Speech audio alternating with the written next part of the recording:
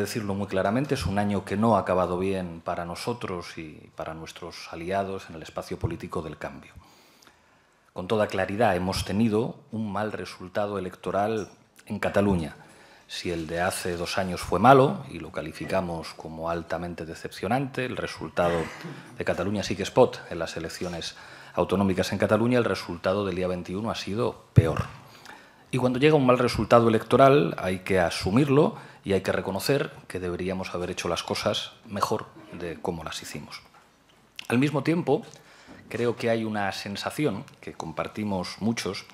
Estas Navidades he hablado con mucha gente, he hablado con muchos de vosotros, he leído mucho y se constata que existe una sensación de que en España se está produciendo un giro reaccionario en el desarrollo de la crisis política y la crisis de régimen que vive nuestro país. Nuestra fuerza política, nosotros, somos hijos del 15M, que fue probablemente una señal que revelaba, digamos, la ruptura de los grandes acuerdos, de los grandes contratos sociales de país que articularon la evolución y el desarrollo político de España desde la transición hasta por lo menos el inicio de la crisis financiera. Se podía hablar y se sigue pudiendo hablar hoy de una enorme crisis social. Frente a la crisis social, el 15M señaló un horizonte democrático y de justicia social que seguramente tuvo en Podemos una de sus expresiones electorales más claras. Pero lo hemos dicho siempre también, la crisis de régimen en España tiene una dimensión de crisis territorial.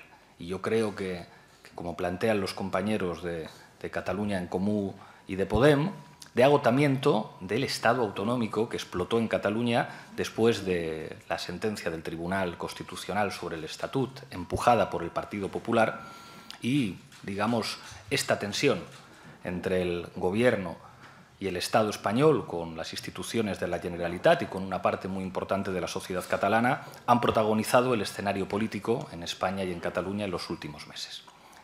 La traducción de esta crisis es, por una parte, un proceso de involución democrática grave en toda España. A los recortes sociales, que ya conocíamos, que han implicado precarización, pobreza y desigualdad, se han añadido graves recortes de libertades, leyes mordazas, condenas a tuiteros y encarcelamientos de dirigentes políticos catalanes, paralelamente a unos niveles escandalosos de impunidad de los corruptos o de familiares del jefe del Estado.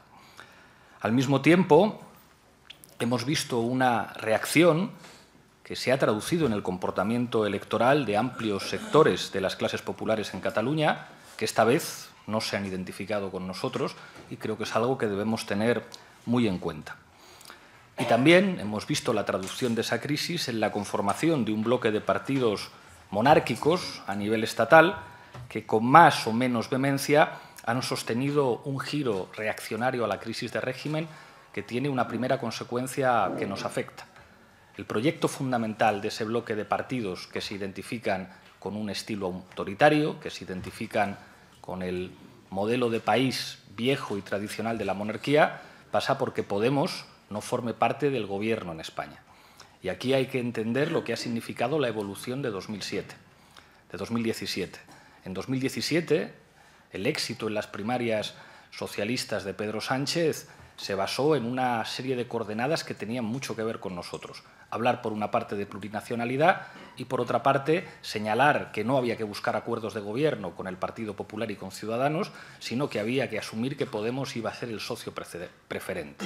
Y a partir de ahí se construyó la posibilidad de imaginar que podía haber un gobierno distinto en España, que podía haber un acuerdo entre formaciones políticas muy diferentes que representaran una alternativa a las políticas de derecha y de extrema derecha que encarnan el Partido Popular y Ciudadanos. Bien, ese giro de reordenación, ese giro reaccionario de estilo monárquico ha implicado la configuración de un bloque de partidos cuya primera consecuencia es que el Partido Socialista, y lo han dicho abiertamente, ha renunciado a que seamos su socio preferente y a construir una alternativa de gobierno a nivel estatal con nosotros. Y esto no es una buena noticia para el cambio político.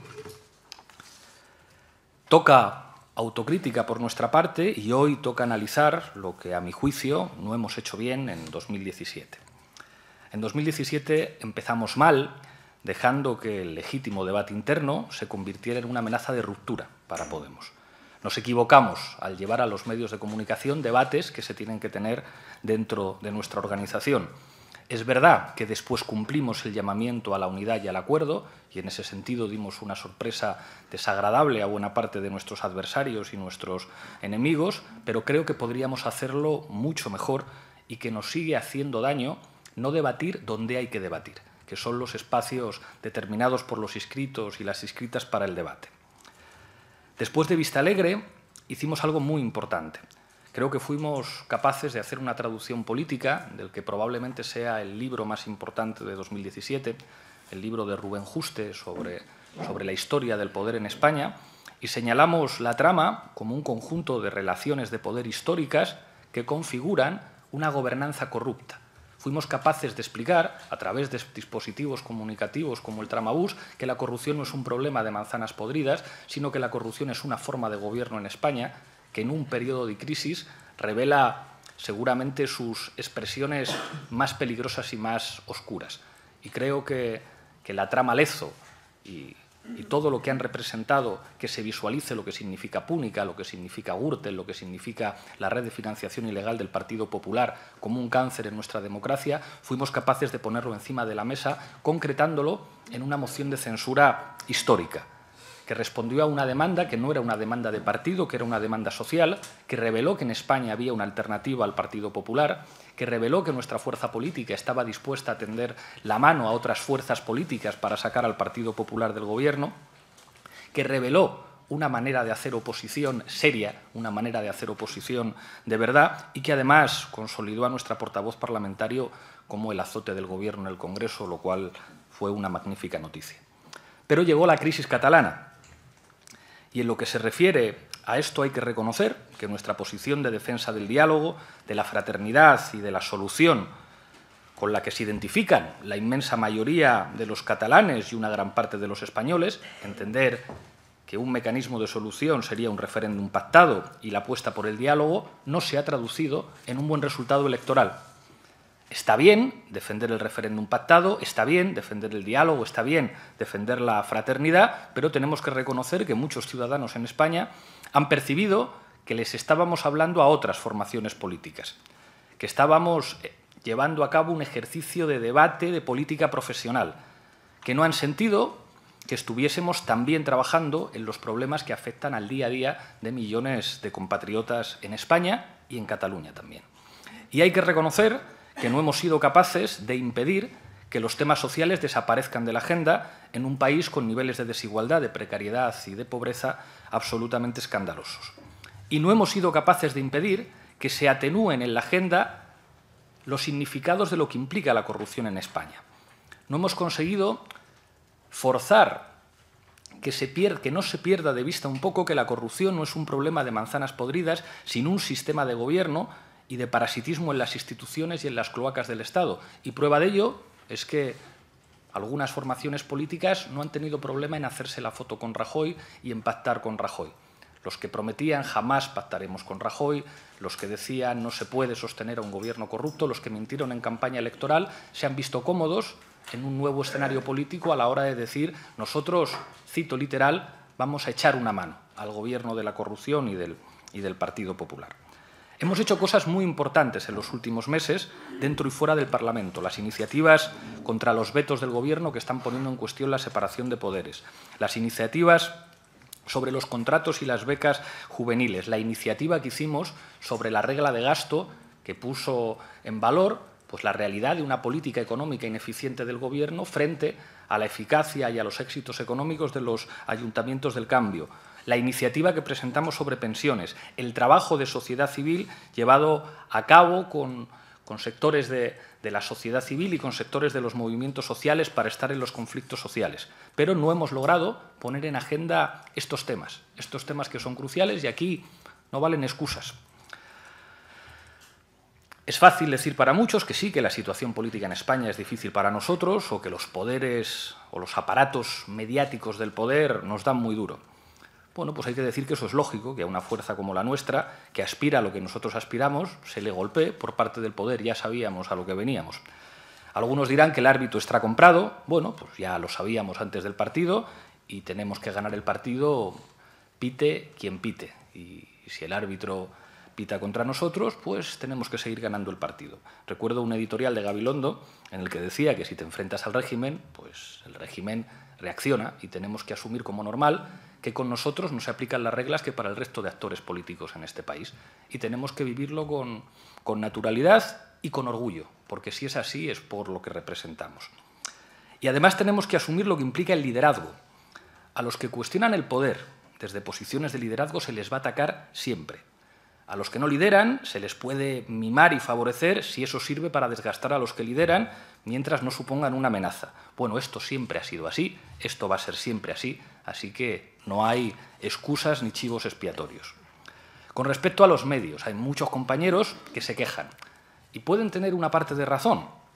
Muchos compañeros dicen, bueno, hemos visto que el Tribunal de Cuentas suspende las cuentas de Ciudadanos, entre otras cosas, por 1 milloncito de euros que no cuadra, y si esto nos llega a pasar a nosotros, esto habría abierto matinales, telediarios, portadas de periódicos, y esto no ha ocurrido. Hay quien dice, hemos visto cómo el PP colocaba un argumentario literal en la televisión pública y la cosa pasa desapercibida. Si imaginaos que fuera al revés, pues durante semanas no se hubiera hablado de otra cosa en los medios de comunicación. Hemos visto cómo dimitían alcaldes socialistas por la defensa del PSOE, de la aplicación del artículo 155. Imaginad qué hubiera pasado si hay cargos públicos nuestros que empiezan a dimitir porque no están de acuerdo con las decisiones del partido, sin necesidad de que fueran alcaldes o alcaldesas. Bueno, es evidente que no jugamos con las mismas reglas, pero creo que es muy importante que distingamos entre los propietarios de los medios de comunicación y los trabajadores de los medios de comunicación, que tienen que llenar la nevera todos los meses en condiciones muy difíciles y que trabajan en condiciones de enorme precariedad y vulnerabilidad. Y no les podemos exigir que se enfrenten a sus jefes y que arriesguen su puesto. Creo que en esto muchas veces nos hemos equivocado en el pasado y que tenemos que saber rectificar. Hay que hacer autocrítica y yo la tengo que hacer el primero.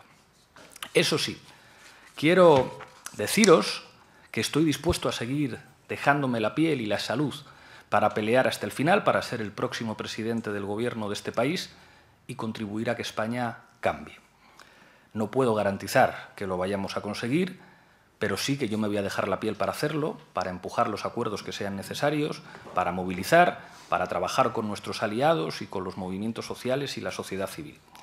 Y el día que los inscritos y vosotros me digáis que mi puesto debe estar en otro sitio, bien sabéis que no me costará nada de esfuerzo ocupar esa otra posición. Pero mi trabajo ahora es consolidar y ampliar las posiciones de gobierno en 2019 y ganar las elecciones en 2020 y para eso espero contar con vosotros y vosotras. Por eso es tan importante el debate que tenemos que tener en este Consejo Ciudadano y por eso os quiero escuchar a todas y a todos. Os eligieron como a mí para formar parte de este órgano, que es el mayor honor que un militante de Podemos puede tener. Y para debatir es muy importante que no se nos olvide nunca cuáles son los espacios en los que hay que debatir. En los últimos días habéis visto el culebrón de invierno, Iglesias desaparecido, es como, hombre, desaparecido no, sin hacer ruedas de prensa y sin conceder entrevistas, pero trabajando mucho, teniendo en cuenta una cosa que es clara, y es que el debate y las explicaciones hay que darlas en el Consejo Ciudadano antes de darlas en los medios de comunicación. Y que, bueno, pues a partir del lunes se van a cansar de verme dando entrevistas y compareciendo, pero lo primero era tener la discusión aquí, era tener el debate aquí y que de aquí salgan las propuestas y las líneas de trabajo para 2018. Es una cuestión de respeto a los inscritos e inscritas y por eso este informe se retransmite en streaming para que todos los inscritos e inscritas puedan escucharlo y debatirlo y después que los amigos y compañeros de los medios saquen lo que quieran. Es lógico que los medios de comunicación pidan entrevistas, es su trabajo, pero nosotros y nosotras debemos recordar siempre, y por desgracia a algunos se les olvida a veces, que nosotros no tenemos nuestros debates en los medios, sino en los espacios habilitados para ellos. Y una vez debatamos aquí y aprobamos las propuestas, pues entonces ya se aburrirán de nosotros.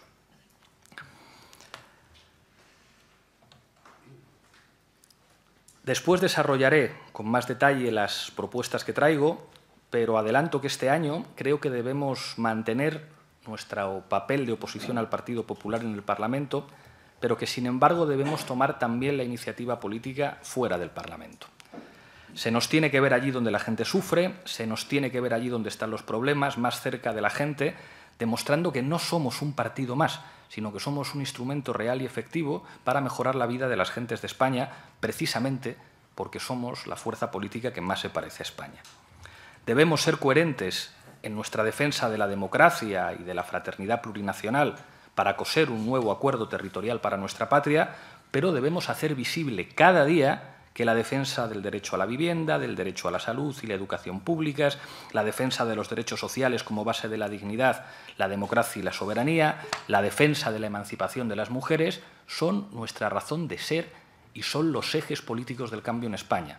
Y esto hay que decirlo muy claro, es nuestra responsabilidad que la España del 15M gane a la vieja España de las guerras de banderas. Con todo, y hecha la autocrítica que tocaba hacer, creo que desde que nacimos hace 4 años, aunque hemos vivido situaciones muy difíciles y nos han querido dar por muertos muchas veces, creo que hemos conseguido algo que era simplemente imaginable. Y quiero pediros a todos y a todas que os pongáis simplemente a recordar dónde estabais hace 4 años, dónde estabais el 13 de enero de 2014, que han pasado solamente 4 años, y si alguno de vosotros y vosotras hace 4 años pensaba, primero, que iba a aparecer una fuerza política que se llamaba Podemos y que pasarían cosas como sacar 5 eurodiputados en mayo de aquel año, como organizar una movilización social con escasos precedentes en enero de 2015, como impulsar procesos de participación ciudadana en las decisiones de nuestro partido, en la configuración de los órganos de gobierno de nuestro partido, en la formación de las listas electorales, sin precedentes en la historia política de este país. Jamás en España la gente había podido participar tanto en las decisiones de un partido, que fuéramos capaces de impulsar una confluencia sin precedentes con otras formaciones políticas hermanas, que Manuela Carmena, que Ada Colau, que Pedro Santiesteve, que Kichi, que Julio, que otros tantos alcaldes y alcaldesas iban a estar gobernando las principales ciudades de España. ¿Quién podía imaginar eso hace 2014, cuando algunos de estos nombres eran simplemente desconocidos? ¿Quién iba a imaginar que íbamos a ser determinantes en sacar al Partido Popular de los gobiernos de la Comunidad Valenciana, de Navarra, de Baleares, de Castilla-La Mancha, de Extremadura y de Aragón? ¿Quién iba a imaginar que seríamos una tercera fuerza política con un peso sin precedentes en el Parlamento español, habiendo sido por 2 veces la primera fuerza política en Cataluña y en Euskadi, y habiendo sido primera fuerza de oposición en Madrid, en Baleares, en Galicia, en Navarra o en Canarias? ¿Quién se iba a imaginar hace 4 años que íbamos a liderar un grupo parlamentario confederal de izquierdas sin precedentes en la historia de nuestro país? Un grupo confederal que supera con holgura la barrera de los 50 diputados, algo que jamás una tercera fuerza política ha logrado en España, con capacidad para presentar una moción de censura, como efectivamente hicimos, con capacidad para garantizar un referéndum si hay reforma constitucional y con capacidad para presentar recursos ante el Tribunal Constitucional. Y todo hecho en 4 años lo hemos hecho sin pedir un solo euro a los bancos. Hemos hecho algunas cosas mal, y como digo, hoy también debe ser el día de la autocrítica, y a mí, en tanto que secretario general, me corresponde asumir la responsabilidad, pero quiero que no perdamos de vista lo mucho que hemos logrado en estos 4 años y lo que nos queda por lograr en los 4 años siguientes. Antes de pasar a proponer algunas claves para entender la situación política en España, quería hacer algunos comentarios, algunas pinceladas breves sobre la situación internacional, en particular sobre el contexto europeo. Reflexionaré sobre tendencias de largo alcance y tendencias, digamos, más coyunturales, más breves. En términos de largo alcance, creo que hay una serie de tendencias. No quiero ser exhaustivo, seguro que Busti y los compañeros de la Secretaría Internacional podrán completar este informe, pero creo que hay una serie de tendencias que son claras. La primera, y que nos afecta enormemente, es la crisis del proyecto de la Unión Europea, que tiene al menos 2 dimensiones. Una crisis de la estabilidad de sus sistemas tradicionales de partido y una crisis del modelo social europeo. En lo que se refiere a la crisis en sus sistemas de partidos, creo que es evidente la crisis de los partidos socialdemócratas en Europa occidental. Partidos que habían sido determinantes en la conformación de ese consenso europeo posterior a la Segunda Guerra Mundial, ese consenso antifascista que vinculaba la democracia a los estados del bienestar y a la existencia de los derechos sociales. Una Europa que patrocina políticas de austeridad, una Europa que piensa en la economía que beneficia a una minoría y perjudica a la mayoría, digamos que está estrechando enormemente el espacio de gobernabilidad de las organizaciones socialdemócratas tradicionales. Lo que vimos ayer en Alemania, bueno, pues muchos lo han definido, yo creo que con acierto, como una continuación del suicidio del SPD. El SPD, que ha visto cómo se reducían sus apoyos electorales de manera dramática en Alemania, al tiempo que crecían fuerzas de extrema derecha, como consecuencia de un modelo de gran coalición que incluso en una de las potencias económicas más importantes del mundo pues genera notables problemas. Prometieron en campaña electoral que jamás pactarían con la CDU y ocurrió una historia que ya conocemos en España. En campaña electoral los llamados autodenominados socialdemócratas dicen cosas de izquierdas y hacen promesas y después de la campaña electoral hacen lo contrario. Algunos llaman a esto hacer política. Bueno, yo creo que mentir no es hacer política y que se puede hacer política de manera más honesta sin mentir. En el caso francés, digamos, el escoramiento o la reducción del peso electoral del Partido Socialista es una obviedad. El fenómeno Macron es preocupante como modelo de gobierno de los ricos. Tenemos a un banquero gobernando, un compañero me decía con muchísima maldad, a Rivera le gustaría ser como Macron. La diferencia entre Rivera y Macron es que Rivera es un bancario y Macron es un banquero, y no es lo mismo. El caso italiano es también preocupante desde el cambio, desde el salto por los aires del sistema de partidos con Tangentopoli. Lo que estamos viendo en los últimos tiempos permite imaginar que también por ahí el modelo europeo puede resquebrajarse. De momento, por las informaciones que tenemos, la fuerza política que encabeza las encuestas es el Movimiento 5 Stelle y desde luego no se puede decir que el sistema político italiano esté ofreciendo estabilidad. El Brexit, la salida del Reino Unido de la Unión Europea, ha sido de nuevo una de las claves para entender 2017 después del referéndum de 2016 y se está apreciando un giro autoritario en algunos países del bloque del Este, pero también en otros del antiguo bloque occidental, algo que es enormemente preocupante y que a mi juicio tiene que ver con la desaparición de lo que daba sentido a Europa. No es verdad que Europa configurara una identidad equivalente a las identidades nacionales, pero Europa era una promesa de prosperidad, Europa era una promesa de respeto de los derechos humanos, Europa era una promesa de respeto de un modelo de desarrollo vinculado a derechos sociales y al bienestar material de amplios sectores de las capas populares, y cuando eso entra en cuestión, pues el proyecto europeo se resiente. Es difícil imaginar la viabilidad política de la Europa ordoliberal, de la Europa del neoliberalismo. La segunda tendencia de largo alcance tiene que ver con un desafío geopolítico de tipo multipolar, que muchos han definido como una sensación de caos sistémico en un mundo posterior a la Guerra Fría.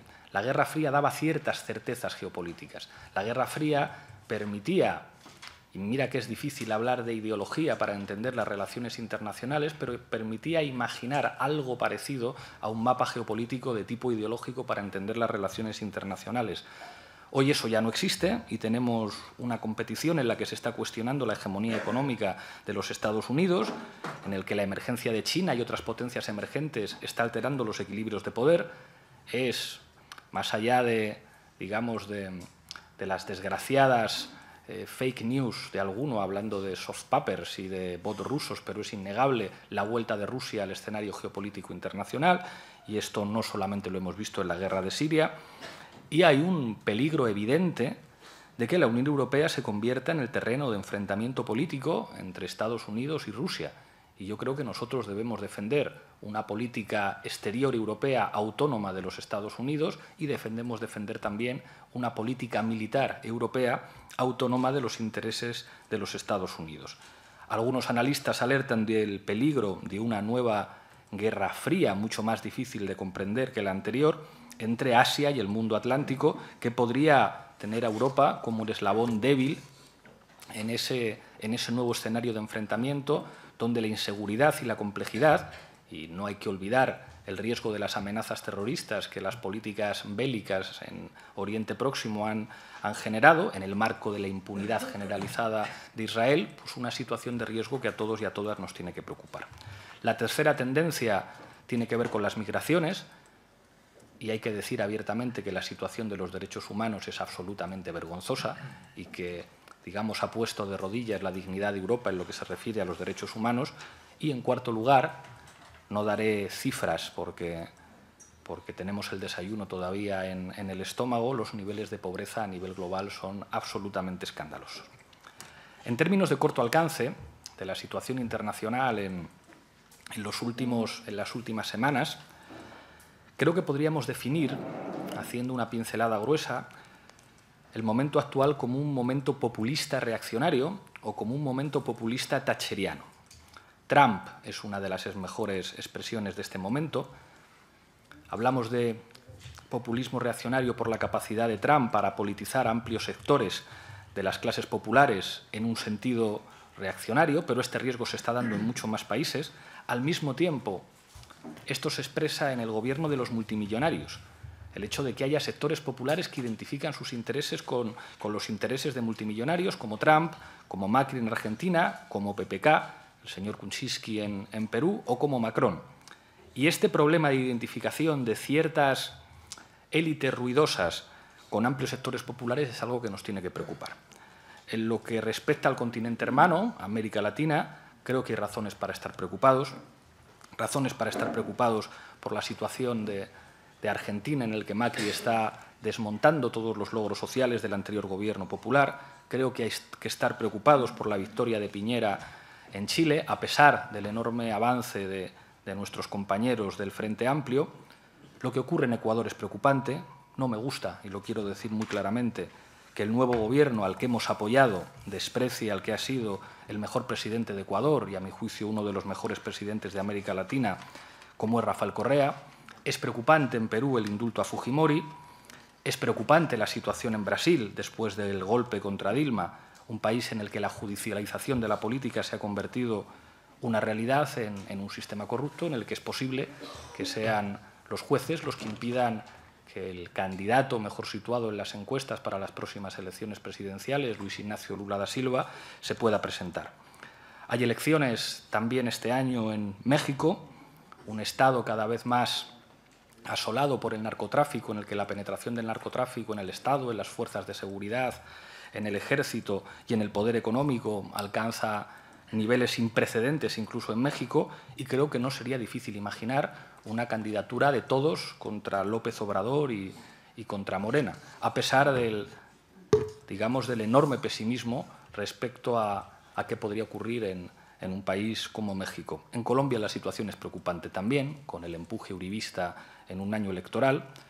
En lo que respecta a Venezuela, creo que tenemos que desear que el diálogo entre gobierno y oposición se consolide este año y que haya una normalización política en un país que se ha convertido fundamentalmente en un artefacto para hacer política en otros países.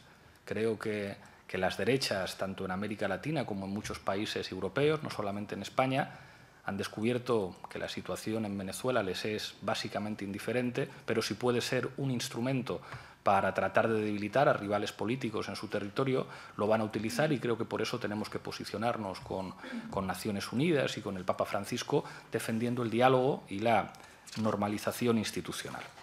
A propósito de la situación en España, mismo esquema, notas de largo alcance o tendencias de largo alcance y cuestiones más de coyuntura o de corto alcance.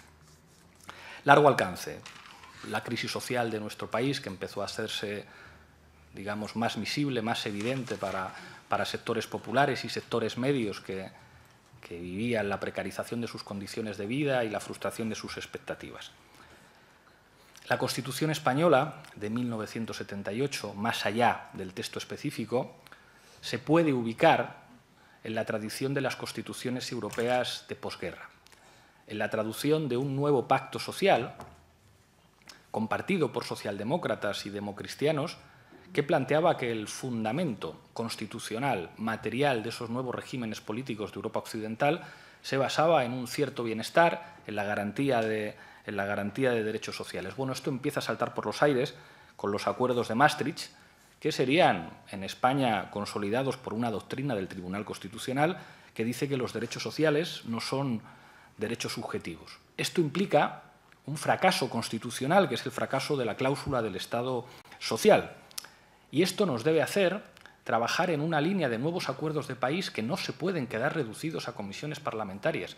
Hay algunos que piensan que los grandes problemas de España se solucionan haciendo una comisión en la que discutir. Y creo que nosotros debemos plantear que hay cuestiones que tienen que ver con el derecho a la vivienda, con el derecho a la salud, con el derecho a una vivienda digna, con el derecho a una educación pública, que son temas que se tienen que discutir en el conjunto del país para construir nuevos acuerdos de país. Habrá cosas que podremos hablar entre los partidos, como una necesaria reforma del sistema electoral, pero los debates sobre la justicia, sobre la corrupción, sobre la necesidad de constitucionalizar los derechos sociales, así como sobre la cuestión territorial, son debates que se tienen que dar en espacios democráticos que vayan más allá de la propia institucionalidad.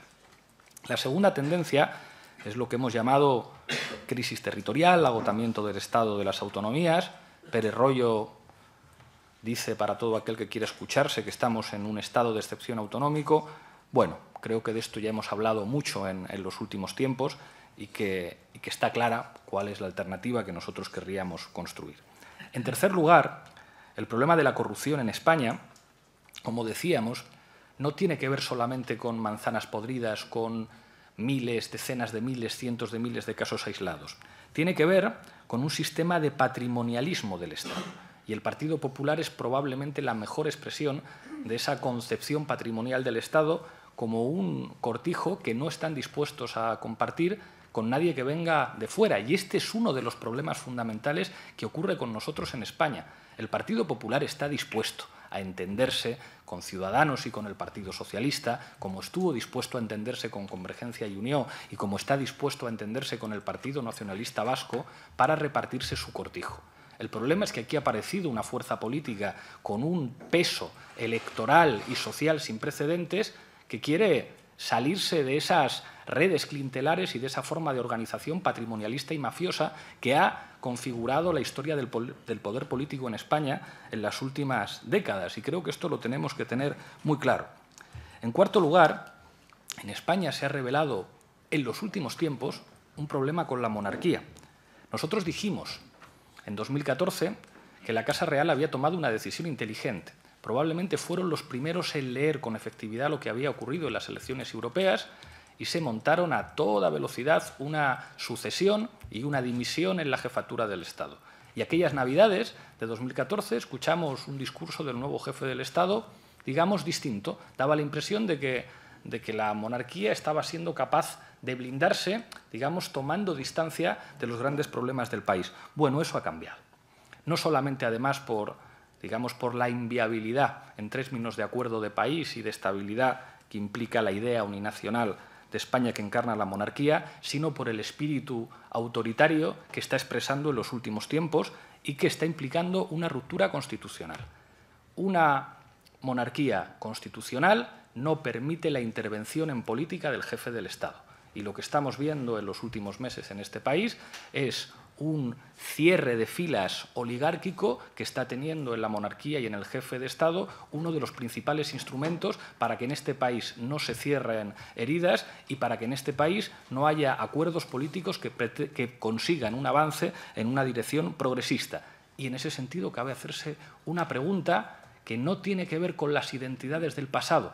Nosotros no hablamos de la monarquía porque queramos cambiar una bandera por otra. No hablamos de la monarquía porque encarnemos una necesidad de venganza de los derrotados en luchas del pasado. Simplemente hacemos una pregunta laica a todos los jóvenes que viven en España en el siglo XXI. ¿Para qué sirve la monarquía? ¿No sería mucho más sensato elegir a una jefa o a un jefe del Estado cada cierto tiempo elegido por los votos de los ciudadanos? Y esta es una pregunta laica que tiene que ver con la aspiración a un país más moderno y mejor.